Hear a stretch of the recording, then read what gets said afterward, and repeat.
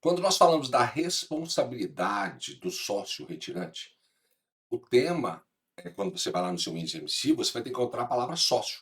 E quando você encontra a palavra sócio, você vai ter lá sócio retirante, você vai ter lá desconsideração, incidente de desconsideração da personalidade jurídica, que são assuntos que estão interligados para responder a sua prova. Tanto questões de primeira fase quanto questões de segunda fase pode ser cobrado esse assunto. Então você tem que saber o seguinte: quando o sócio, existe um sócio e ele pede para sair da sociedade, ele fica responsável apenas pelos empregados que trabalhou com ele naquela época. Ele não responde por novos empregados que começaram a trabalhar depois que ele saiu da sociedade. Mas atenção, para que tenha validade a saída dele do contrato social, tem que ser averbado na junta comercial. É a partir desse momento que é averbado o contrato, é que conta-se 2 anos da responsabilidade por aqueles empregados que trabalharam com ele na época que ele era sócio. Então, se falar, a prova trazer questão de sócio que saiu da sociedade, você vai ter que observar isso aí. Passado 2 anos, nós temos aí que ele não tem mais responsabilidade. Houve aí, inclusive, a prescrição para assuntos tratados com relação a ele. Então, o artigo 10-A vai trazer essa informação. E muita atenção que se você mencionar na sua prova esse artigo 10-A, você tem que colocar o A, letra maiúscula. Eu até copiei aqui o artigo para que a gente possa analisar. Presta atenção que o A aqui ó, é a maiúsculo. Se você colocar minúsculo, vai perder o ponto da indicação do artigo na segunda fase. Então, quando eu tenho responsabilidade do sócio retirante, aí a pergunta é: esta responsabilidade, ela ocorre quando? Até 2 anos ele fica responsável depois de averbado. Então, imagine que eu tinha uma sociedade, eu tinha o sócio A, eu tinha o sócio B, sócio A saiu da sociedade, esse sócio se averbou, ele fica responsável durante 2 anos pelos empregados que trabalharam no período dele. Empregados novos, não. Então, a responsabilidade é de todos os empregados? Não, somente dos empregados que trabalharam quando ele era sócio. E o artigo 10A, ele é claro, ele é muito explícito. O sócio retirante responde subsidiariamente pelas obrigações trabalhistas da sociedade relativa ao período em que figurou como sócio. Olha aí, está aqui falando. Somente em ações ajuizadas até 2 anos depois de averbada a modificação do contrato. Então, modificou o contrato, ele fica responsável durante 2 anos. Mas pelos novos empregados, não, deixe isso guardado. Mas existe uma ordem também. Para que possa responder pelo patrimônio, ter que pagar, a primeira coisa vai tentar executar o quê? Os bens da empresa. Em segundo lugar, os bens dos sócios atuais. E em terceiro lugar, o sócio retirante.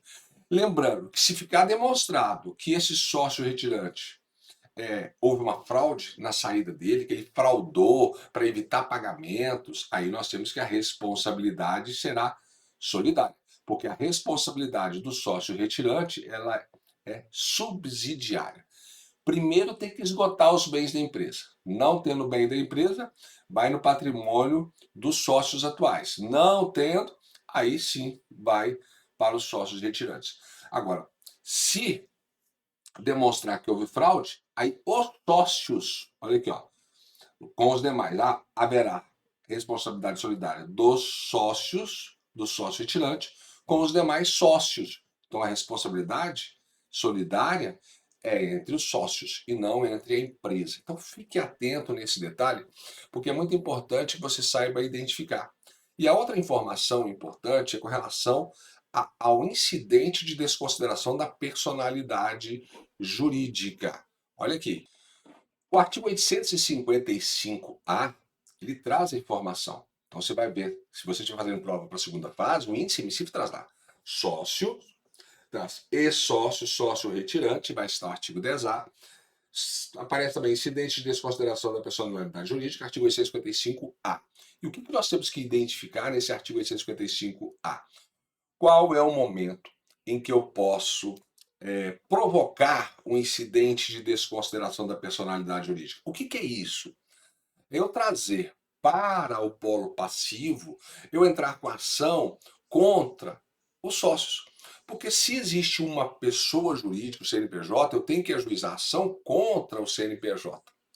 Mas eu posso já aproveitar e fazer isso na fase de conhecimento? Posso. Olha aqui, ó.